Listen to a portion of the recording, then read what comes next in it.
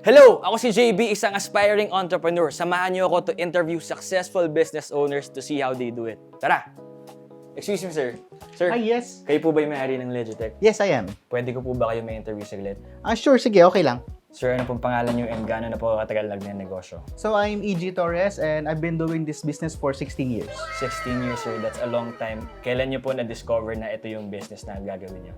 So, since college, I'm selling, buy and selling cellphones na talaga. And then, kahit nagkaroon ako ng work, dire-diretso lang, di ako tumigil until naisipan ko na talagang gawin na siyang full-time business. That's the time na nag-quit ako ng work and I started to build yung mga different shops namin. Sir, naniniwala na ba kayo na ang innovation is important to staying in business? Of course, innovation talaga yung very important part of the business. Sir, ano na yung ginawa niyo in terms of innovation?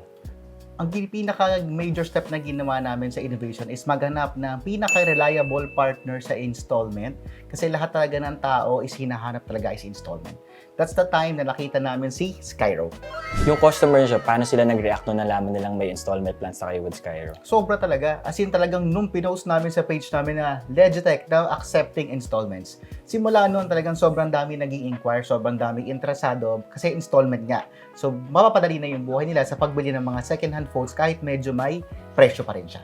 Would you say, sir, na si Skyro played a role in your scaling and expansion of business? Yes, kasi after the pandemic, muntik na kaming magbawas ng mga branches dahil nga ang konti na nang gustong mag-cash. Nung pumasok sa amin si Skyro, talagang dumobli ulit yung inventory namin, dumobli sales namin.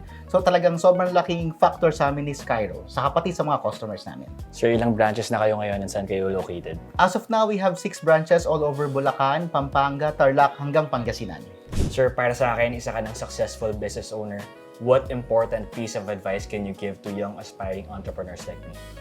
So the best advice that I can give is just do what you love and always be hungry for more. Parang siya yung, for me, perfect formula for you to be successful. Sir, thank you very much for your time. Alam ko, sobrang busy person mo. We'll let you do your business and we wish you more power. Thank you, JV, and ingat ka. So once again, ako si JB, and if you're an aspiring entrepreneur like me, make sure to like, follow, and engage for more. Cheers!